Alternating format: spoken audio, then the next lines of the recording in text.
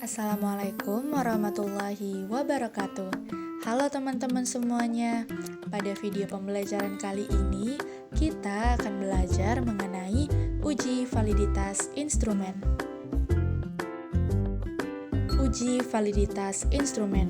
Validitas adalah suatu ukuran yang menunjukkan tingkat kesahihan suatu alat ukur. Nah, jika instrumen dikatakan valid, berarti alat ukur yang digunakan untuk mendapatkan data itu juga valid. Ada 3 tahap untuk mencari uji validitas instrumen, yaitu pertama menghitung R hitung, lalu menghitung T hitung, dan yang terakhir menentukan T tabel. Nah, kita akan membahas tahap yang pertama, yaitu menghitung R hitung. Rumusnya teman-teman bisa lihat di tampilan video pembelajaran ini ya. R hitung adalah koefisien korelasi, sigma X adalah jumlah skor item, sigma Y jumlah skor total atau seluruh item, dan N jumlah responden.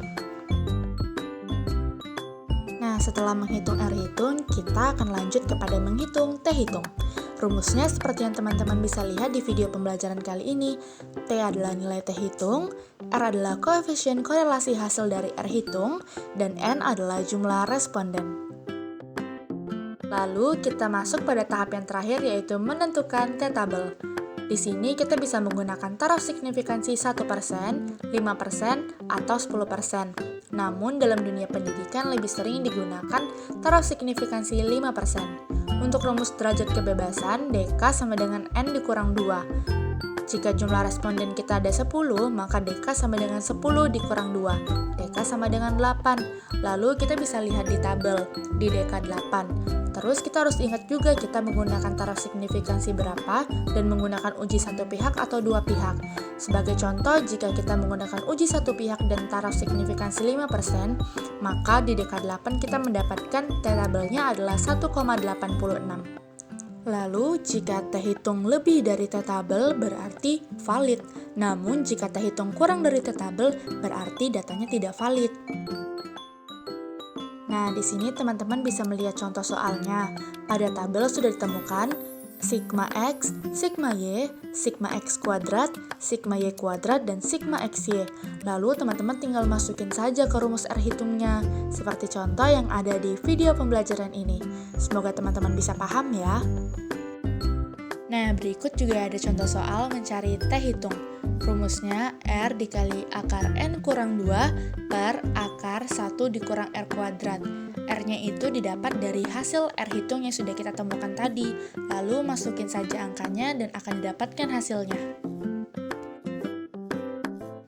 Pada contoh soal kali ini menggunakan taraf signifikansi 5% dan jumlah respondennya ada 10. Berarti DK-nya sama dengan 10 dikurang 2. DK-nya adalah 8, maka T tabelnya adalah 1,86. Nah teman-teman, kita sudah melewati 3 tahap tadi.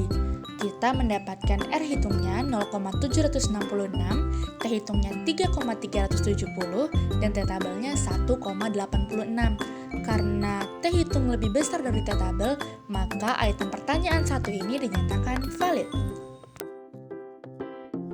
Baiklah teman-teman, kira-kira begitulah penjelasan mengenai cara menentukan uji validitas instrumen. Ingat ya teman-teman, ada 3 tahap, yaitu menentukan R hitung, menentukan T hitung, dan menentukan T tabel. Terima kasih untuk teman-teman yang sudah menonton video pembelajaran kali ini. Semoga video pembelajaran ini bisa bermanfaat untuk teman-teman semuanya. Sampai jumpa!